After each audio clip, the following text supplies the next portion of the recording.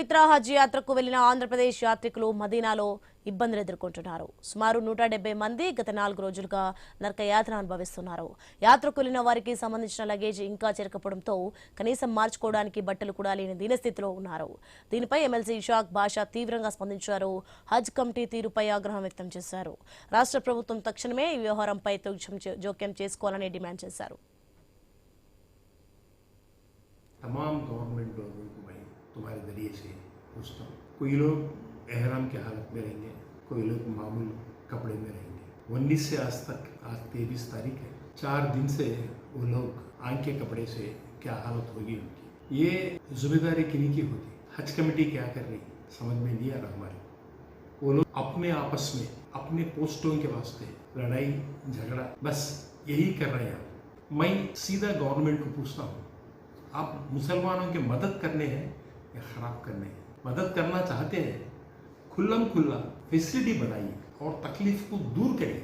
ये हालत क्या समझ में नहीं आ रहा मेरे को। और रूल सख्त करके और परेशानी करके 30 अप्रैल के अंदर ही आप रजिस्ट्रेशन बताएंगे। कई मस्जिदा हैं, कई अदमे हैं, रजिस्ट्रेशन के डॉक्यूमेंट्स नहीं है उनके पास। हमें कैसा भाई, इतने दिन हो गया, 4-5 दिन हो गया, टैबलेट है हमारे बैग में, हमारे इसमें हम सारे कुछ सामान सभी हमारे सूटकेस हमें है। ये तो खुद एक सूटकेस भी नहीं है, ये सभी बहुत सफर हो रहे हैं भाई। हमारे में इसका लगेज नहीं है, थोड़ा मेहरबानी करके थोड़ा जल्दी से जल्दी हमारा लगेज हमने भेजा भाई। बहुत सफर हो रहे हैं, मैं अकेला हमें सारे विजयवाड़ा से ऐसे वाले सभी पिलग्रिम्स सभी भी बहुत सफर हो रहे हैं भाई। खुद ही खासा जो कुछ बीमारियां से तकरीबन शुगर बीपी ऐसा वैसा होगा है ना, उससे सफर होने वाले सभी ये क्या 2 दिन का टैबलेट बैग में लेकर आए, कम के सभी उधरी है। वो ये क्या 2 दिन का 4 दिन हो गया, तकरीबन 5वां दिन आ रहा है। कल को जुम्मा है, जुम्मा को कपड़े भी नहीं है, कैसा जाना का मस्जिद को जुम्मा के दिन 200 कपड़े ना हो को बहुत मुश्किल पड़ रहे हैं भाई।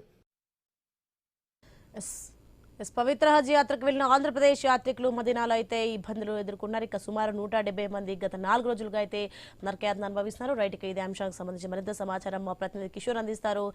కిషోర్, మొత్తానికి చూస్తున్నాం యాత్రికులు అయితే తీవ్ర అవస్థలు పడుతున్న దృశ్యాలు అయితే మనం చూస్తున్నాం. దీనికి సంబంధించిన పూర్తి అప్డేట్స్ ఏంటి?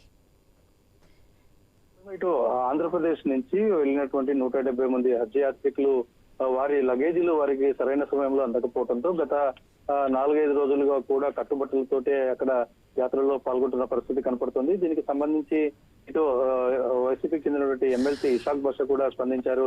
ఏదైతే హజ్ కమిటీ ఆధ్వర్యంలో రాష్ట్రం నుంచి వెళ్ళినటువంటి సుమారు 170 మంది యాత్రికులు అక్కడికి వెళ్లి వారి యొక్క బట్టలతో పాటు మందులు, ఇతర అన్ని రకాల లగేజీలు మొత్తం కూడా ఎయిర్పోర్ట్ నుంచి వారికి అందకపోవడంతో వారు తీవ్ర ఇబ్బందులు ఎదుర్కొంటున్నట్లుగా ఆయన తెలిపారు. దీని మీద హజ్ కమిటీ తక్షణమే స్పందించాలి, ప్రభుత్వం చొరవ తీసుకుని హజ్ యాత్రకు వెళ్ళినటువంటి యాత్రికులకు ఎలాంటి ఇబ్బందులు లేకుండా చర్యలు తీసుకోవాలి అని చెప్పి ఆయన డిమాండ్ చేసిన పరిస్థితి కనపడుతుంది. అయితే ఆ బాధితులు కూడా ఒక వీడియో రిలీజ్ చేశారు. ఆ వీడియోలో వారు స్పష్టంగా చెప్తున్నారు, 4 రోజుల నుంచి ఇక ఒక లాడ్జీ రూమ్ కే పరిమితం అయిపోయాము, కనీసం బట్టలు లేవు, లేదా తమ మందులు అంటే ఏజ్ పైబడిన వాళ్ళు ఉంటారు, వారికి సంబంధించినటువంటి మెడికల్ కు సంబంధించినటువంటి మందులు కానీ ఇతరత్ర అవసరాలకు సంబంధించిన అన్ని వస్తువులన్నీ కూడా వాళ్ళ లగేజ్ తో ఉండిపోయాయి.